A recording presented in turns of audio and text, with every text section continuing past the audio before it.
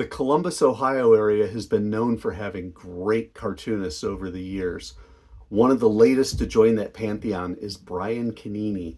We're going to take a look at his Airbag anthology, but also we're going to look at the Columbus Scribbler. We've seen this before. He's a part of this.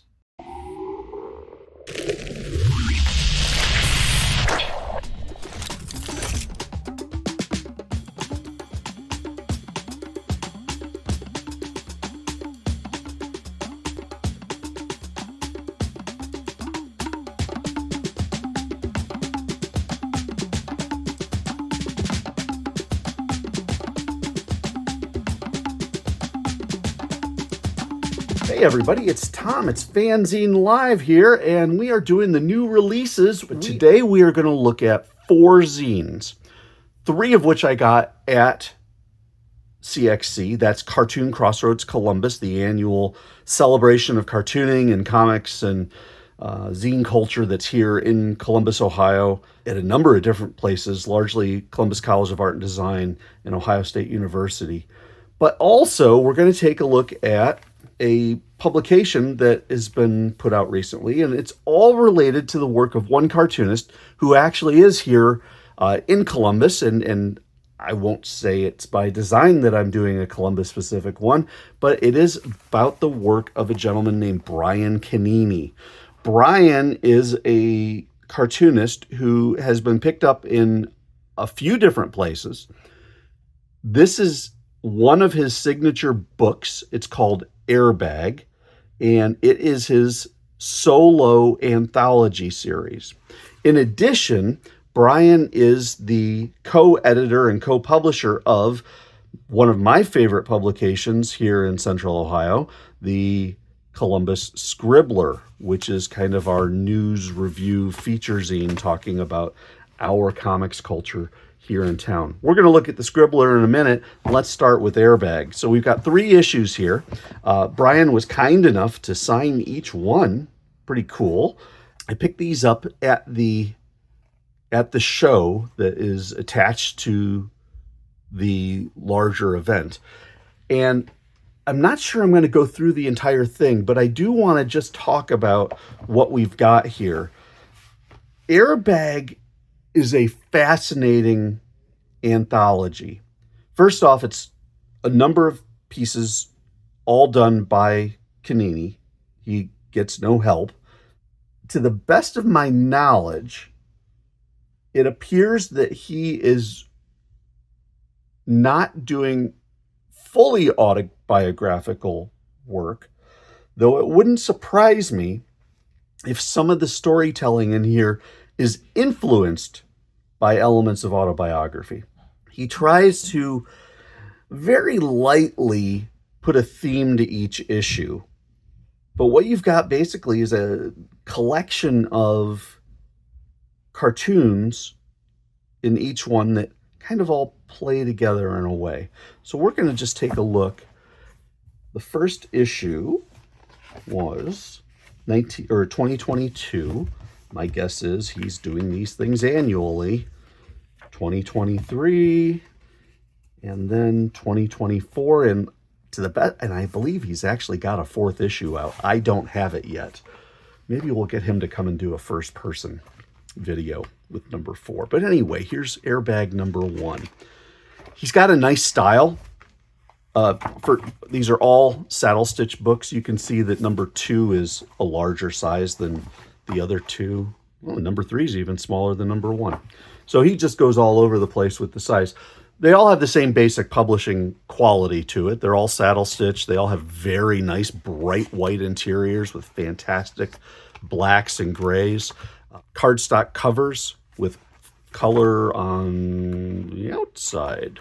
Anyway, what he does is he uses as little typesetting as possible. He does most everything in handwriting, though of course the small print has to be such that it cannot be confused. But anyway, it says, welcome to the first issue of Airbag. This is your humble cartoonist. So that's Brian.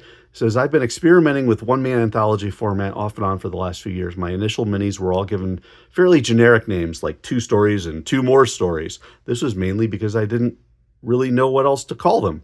I was looking for a title that wouldn't pigeonhole me into one specific genre. I wanted something I could grow with, something adaptable. It needed to hold an air of mystery about its contents. At some point, I stumbled onto Airbag after such forgettables as When and Iceberg. I hope you enjoy it. Then he does a fun little definition of it. He uses in all 3 a device of having a prologue cartoon and an epilogue cartoon that match up. In this case, it's a gentleman on a fishing boat out in the water and going and apparently getting caught in the ice out there. But says, where do we go from here? And this is where I enjoy Brian's work so much.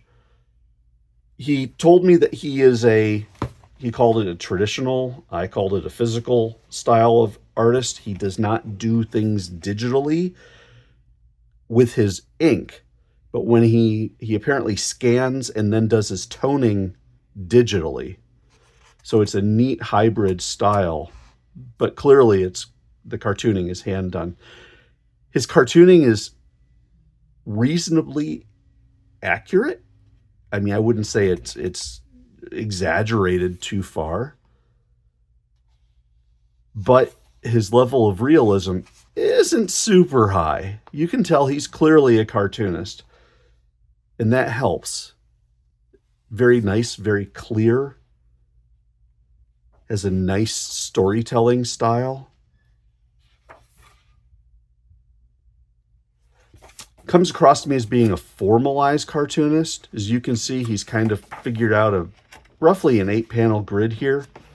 The stories that he has in this are, I don't want to call them slice of life, but they are very human in their elements. They focus on human relationships and the development of human people over the course of the stories. A little bit of reflection and the like. So that was kind of interesting. This is another.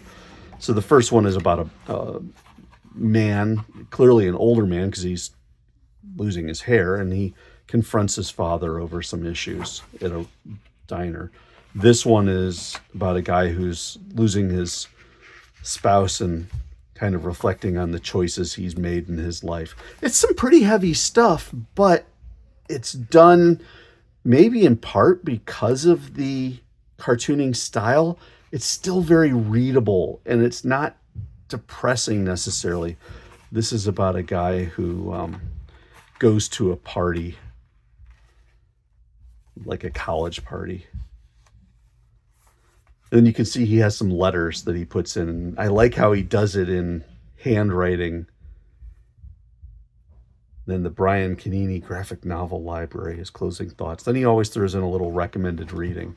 So that's the first one. These all basically follow the same pattern.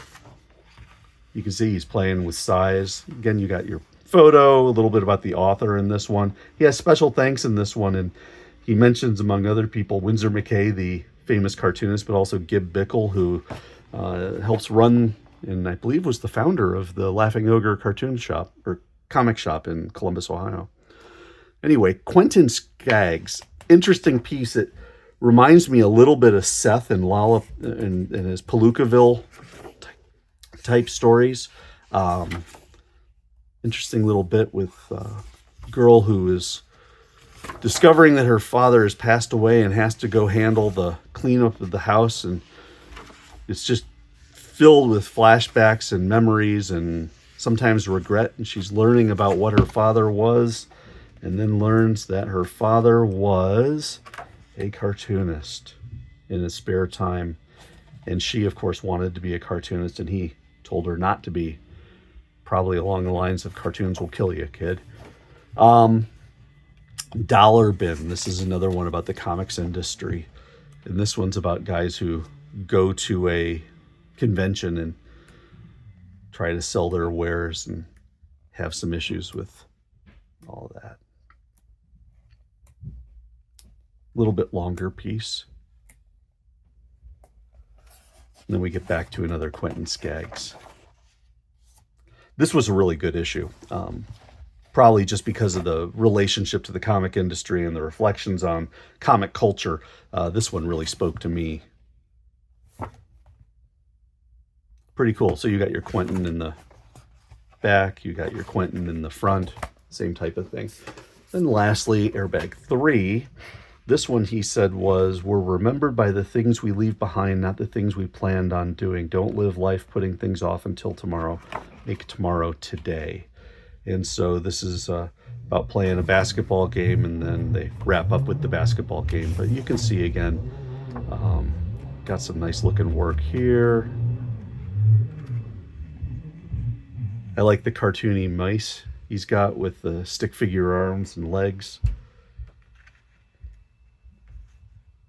Does some nice background work, some nice texturing work when he has to.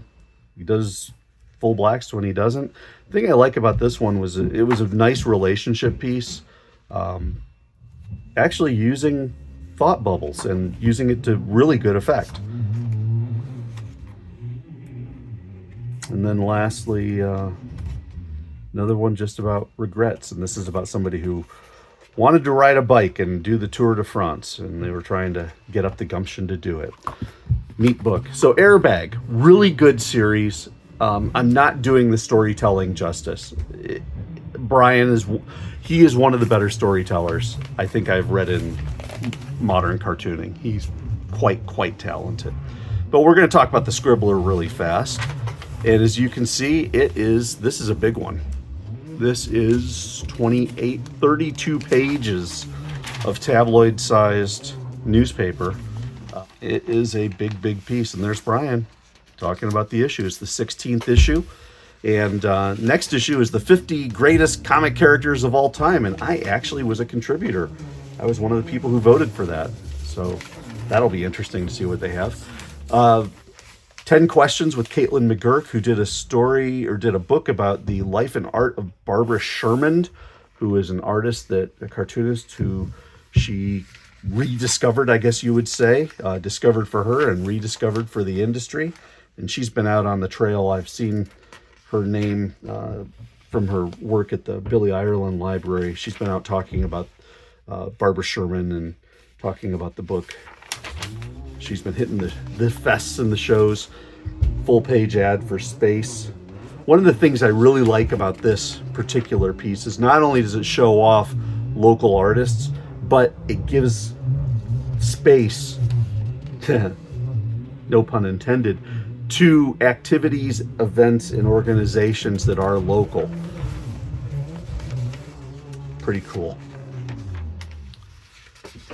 Canini does a piece here about the origins of E.C. Segar and Popeye. Lots of fun comics. Some good looking ads.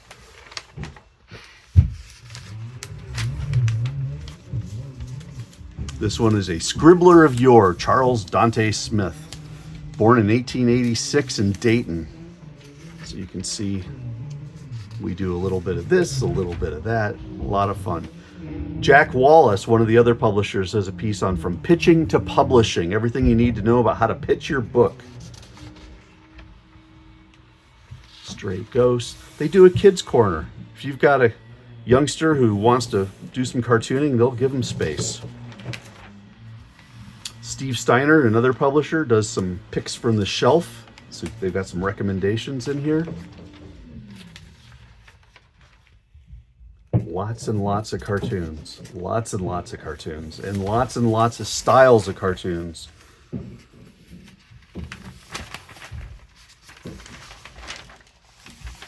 look at all the people contributing. That's crazy.